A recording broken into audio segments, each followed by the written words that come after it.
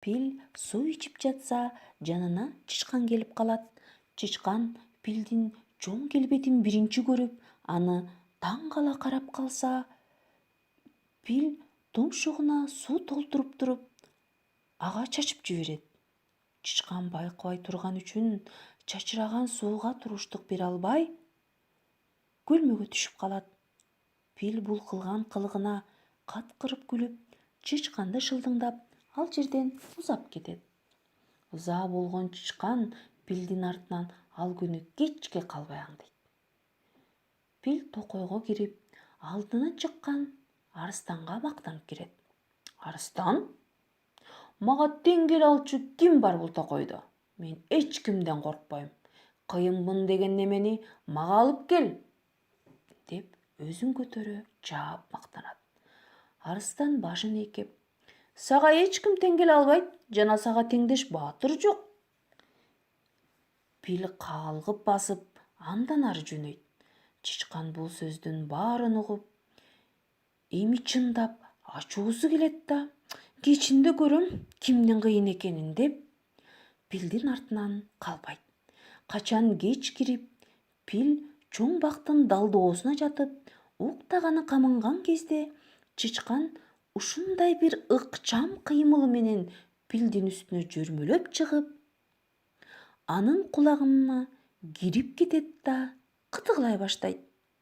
Пил жаткан ордунан атып туруп, ары чуркайт, бери чуркайт. Бирок чычкан пилдин кулагынан чыкпай коет.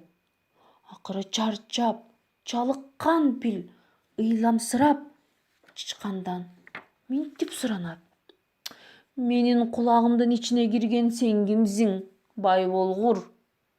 Сен мага тынчтык бересиңби?" дейт. Бул сөздү уккан чычкан минтип жооп берет: "Сен арыстанга эмне деп мактандың эле?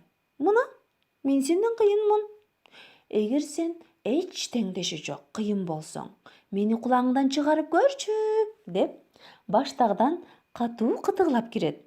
Чыдабай калган пил жалбооруйт: "Деги сен өзүң кимсиң?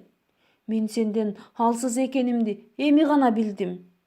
Мындан ары мен сенин алдыңдан кыя өтпөйүн. Деги кулагымдан чыгып, мага көрүнүп койчу", деп өтүнөт. Бул сөздү уккан чычкан макул болуп, пилдин кулагынан чыгып, анын көзүнө көрүнөт.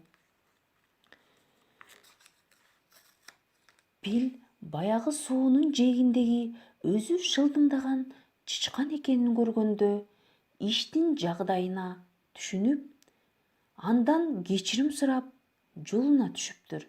Ошол окуядан кийин жаныбарлардын эң чоңу саналган пил чычкандан коркуп, денеси чоң болгону менен кичинекей чычканга алы жетпесин моюнга алып, өзүн баатыр сезбей калган экен.